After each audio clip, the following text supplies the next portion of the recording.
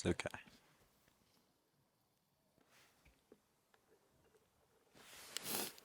Okay.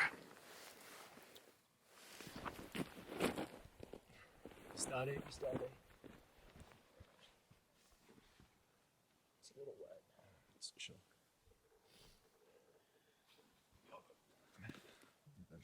So do we look at each other or do we look at the camera? We can do whatever we want. Okay, yeah. So, to start this off, this is the final granola bar for our trip to Everest. I thought we split it. Oh, that's nice. It's like champagne, but we can't drink it. Yeah, we're excited because once we go up to EBC and then go back down to Ferice, we can start drinking the local beer. Just true. Bro, I thought this was a good time. The semester has flown by so fast. Ultra true. We've gone through a lot in Nepal together. We've gone through a lot. My question to begin, if you could only take one thing away from Nepal and you forget everything else, what would you take away and why? I don't have my answer yet either.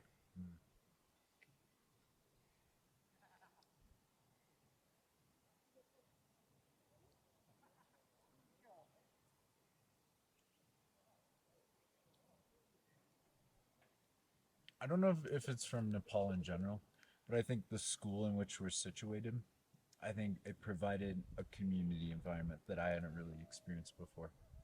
Like, we have people from like you're 20 years old to 70 years old, and it's really incredible to be able to just have such like a diverse mix of classmates. And I think it kind of made me realize how interesting and amazing life can be. And Nepal is a part of that. Like, the nature here is incredible. The Buddhist, Hindu culture is incredible. But I also think it was just the people that we met along the way that were incredible. I agree. I think, as like cliche as it sounds, but there's really something you learn about what makes a country that's so much poorer than ours. Keep going. See, there's like an avalanche happening. That was definitely an avalanche.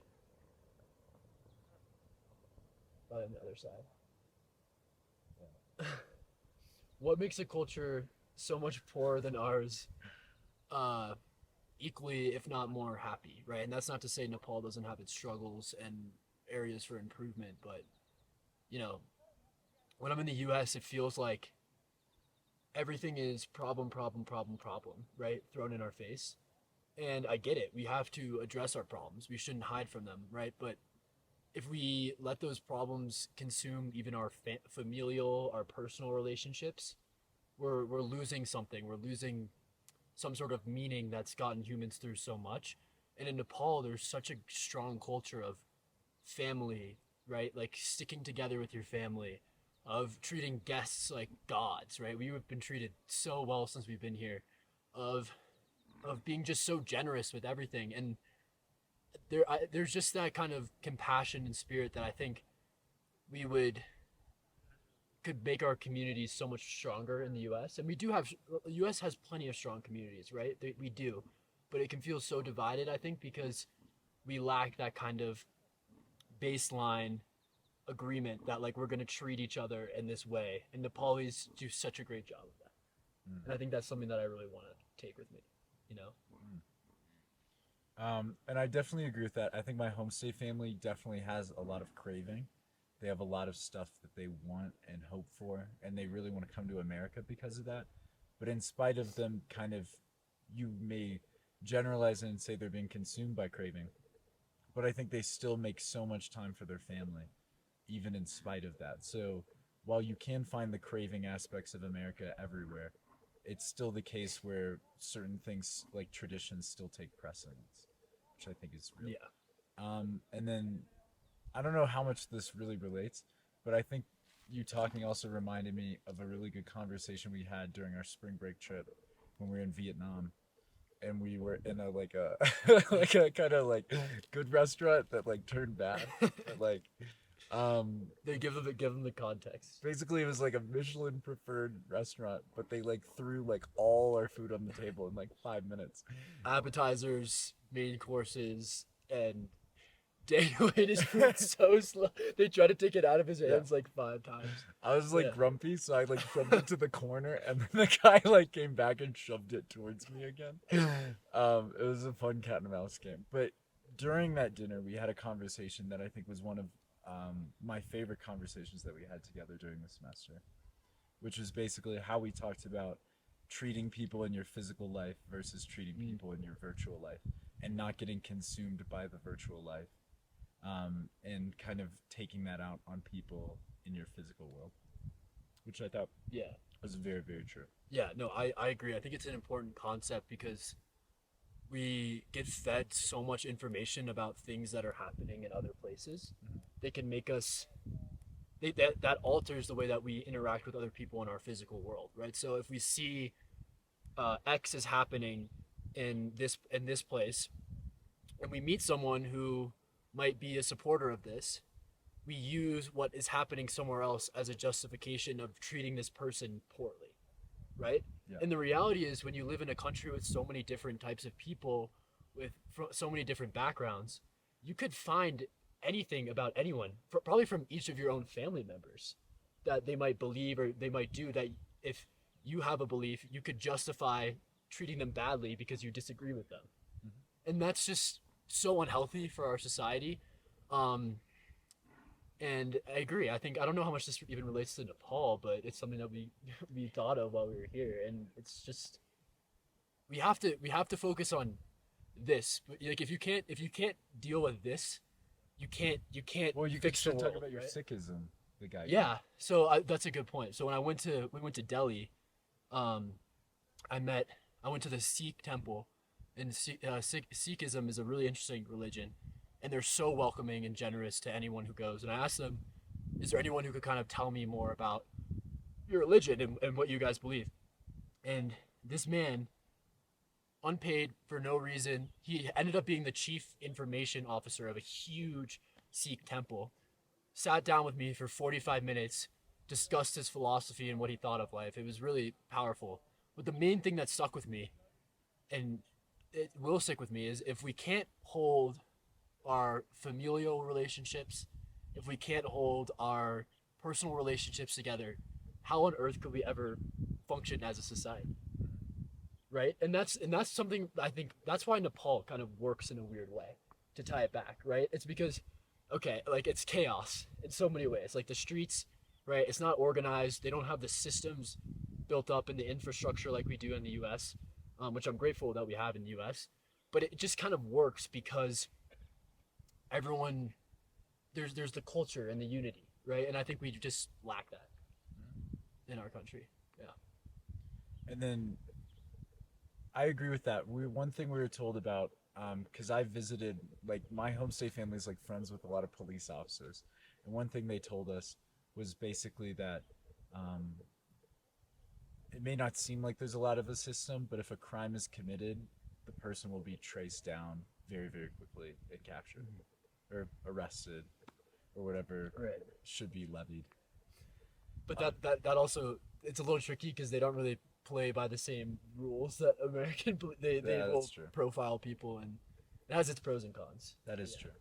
But one other thing that Peter was kind of talking about a little bit before was kind of talking about how we can even get angry with like our own family members. And that's kind of like talks about with a little bit of what we learned in Buddhism, which was how we create narratives and generalizations and projections of the world, and how that basically leads us to creating basically like a false view of the world, which can cause a lot of suffering and pain for yourself and for others. And I think that was a very important takeaway that we learned, which was kind of that the mind is impermanent, it's unstable all the time, and you kind of have to be very, very keen and aware of that in order to navigate the world you live in. Definitely.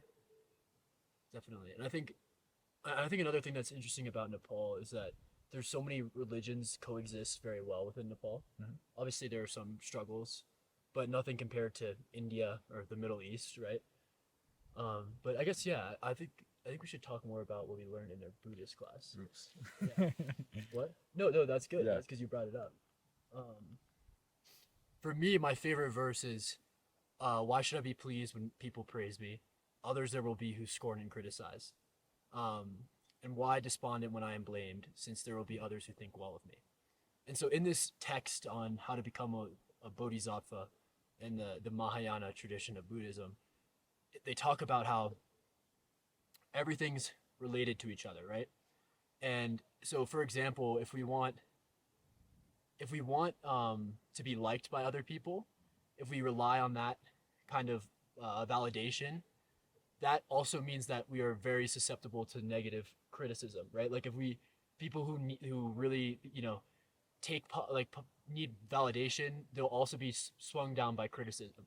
So to me, it's a useful way of thinking about it, right? It doesn't mean you have to be like not grateful when someone says something nice to you. That's not true. The point is you don't attach to it, right? The point is this person said something nice to you that's very kind. You can remember it, but it doesn't change who you are as a person necessarily. You were still the person before they decided to say that nice thing to you. You know, you still were. And so if you rely on that kind of positive side when someone says something negative to you, you're going to internalize it and it's going to become much more powerful than you need to let it be. Yeah. Yeah. Yeah, it's basically just letting yourself be affected and swayed by emotions that can be conjured by other people. And that kind of goes into my verse as well, which was, all things then depend on other things, and these likewise depend. Knowing this, we will not be annoyed at things like magical appearances. Which is, if someone like kind of does something that you're like, whoa, why would they ever do that? You can kind of like stop and realize, instead of just having a ton of anger towards them, you can kind of realize how there was definitely a chain reaction of events that led to them acting the way they did, which doesn't negate the fact that they did something bad at all, which was an important thing for me to learn as well. You should still hold people accountable, but you just shouldn't be trying to like be vengeful when you do like your holding them accountable, if that makes sense. Right, exactly. Because, yeah. Should we talk about like our other classes? Like one thing we learned from the other classes as well? I don't think we need to. We don't have to do it. I'd say. I think Nepali was great. The way that they teach our language, I think, is very effective because, like we went at different speeds, but nonetheless, you can confidently say that you learned, like, more than you would have in years in an American school. Yeah. Right. And like I feel like I'm at a basic level of conversationalism that can only happen with immersion and our great teachers. And like there's something about learning a language that's so much fun when you're actually there instead of just like, doing it on Duolingo, or not that there's anything wrong with that, but it just makes it more engaging. Mm-hmm.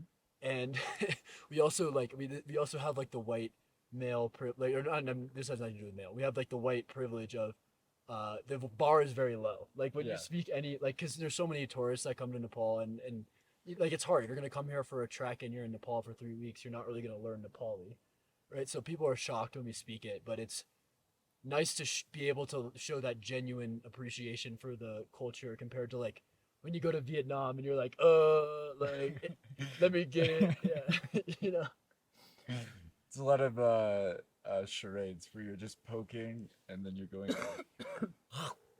stuff like that.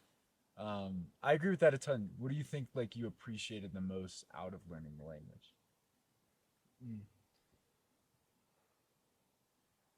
I would say I think it kind of I mean there's like the Nelson Mandela quote, right? Like you speak to a man in a language he understands, it goes to his head. If you speak to a man in a language, his first language, it goes to his heart. And Nepalis are very strong at English. They all learn in school, and so like you can get around in Nepal just fine speaking English. But I think it kind of like instantly drops the barrier and makes it a much more like meaningful kind of not that you have to have the entire conversation in Nepali, but when you've shown that like you're genuinely interested in their culture and like trying to learn it, it makes a big difference. So that's I think it like drops the barrier between people. No, I agree with that a ton. And then it also allows you to kind of get like you kind of just get wrapped up into experiences that you normally would not be able to. Like last night I was out like dancing with a lot of the Sherpas, playing Bollywood music and Sherpa music. And I feel like if you kind of were a little more like uptight about like feeling like you shouldn't, I don't know. Some people like are a little nervous to like hop into a different culture. But I feel like once you learn the language and you kind of feel like you've been enmeshed in it, you feel a lot more comfortable just working yourself into it. I agree. I agree. I'm also amazed by your your energy levels. I know you're like feeling it a bit today. Yeah. Wait, okay, we should also tell the story of what. So today we had like probably our hardest day by far. So we started like the 2 days ago, or no, yesterday morning we started at 3 a.m. to do Gokyo Ri. We woke up at 3 a.m. Today we woke up at 4:30 to do the Chola Pass, and this is like legit mountaineering. Low key, Yeah. like you have to hold on. We saw from a distance, it looks like a cliff. Our guy Gopal is like, we're gonna go up that, and it's a cliff. And I mean, you okay? So I it was like see. it was like 2 or 3 hours just to get there, and then it's like an hour up the face, and then more like 2 more hours, 2 or 3, 2.5 more Yeah. hours after that. But do you want to tell the story, or like it's up to you how much you want to share? Basically, there was like a stomach gastrointestinal emergency while we were climbing the face of the pass. And there's nowhere good to go. And mind you, It's this just- is also like for 5,300 meters. So we're kind of like up in the middle of bumfuck nowhere. 17,500 feet. So what I did is I quickly like trudged my way to like behind a rock, and then I had to like Barely. It was I not had a to big like rock. gymnastic pose like this, and then I like was basically I had Nima, which is our assistant guide for this trek, basically like saying there are people coming, and he just was stressing me out a ton while I was doing this. Um, but it all kind of worked out, covered it up with snow, and I trudged away. I also had to go. It wasn't as bad of a place. Like the lore that you like on the actual pass to have be you probably are one of like a very limited amount of people that have taken a number two there. But I took a number two with behind a big rock facing this exact view today, and this like looking at Ama de Blanc, which is known as like the perhaps the most beautiful peak in the Himalayas. And so I think I had my most scenic poop of my life. Yeah, Yeah, that's Peter- that's the one thing I'll Peter take. said from as Nepal. much, which was good. He had his cowboy hat on. He was very bespoke. It was good. But that's okay. That's definitely for me at least. I know you've gone through it sometimes. Like the biggest struggle of being in Nepal has been gastrointestinal issues. I had a bad stomach before I even came here, and it's been like a tennis match between like constipation, diarrhea, constipation, and I genuinely, I genuinely think for at least 2 of the months here, I've not been having a healthy stool. But anyways, I don't know how we don't need to get into more Well, depth about we can I'm clip just- this if yeah. need But this is the real experience. It's not easy, you know. Like we come from a culture where a place where everything's clean, and that's good. But it has its byproducts, right? Like Nepali people have stronger stomachs and can deal with things better. So, Hmm. yeah, I think mine's a little less Nepali, but I think my biggest challenge was just keeping up with friendships and everything while I was gone. Because people are living their own lives as well, and I've had to really come to terms with that. Which is like people aren't gonna text you back immediately. People are not gonna pick up calls, like, because people are busy and they're doing their own thing. So I think that was the main thing I learned, being like a 12-hour time zone difference away, which was probably an important step for my life. it's hard. Yeah. Should we do like one like love letter to Nepal, like a Yeah. like a little soliloquy? Yeah, because it's about to get dark, so we Yeah. should probably go in. And this also might be the first conversation we've had where we haven't disagreed with each other. Nepal, you're full of so many wonderful, kind people.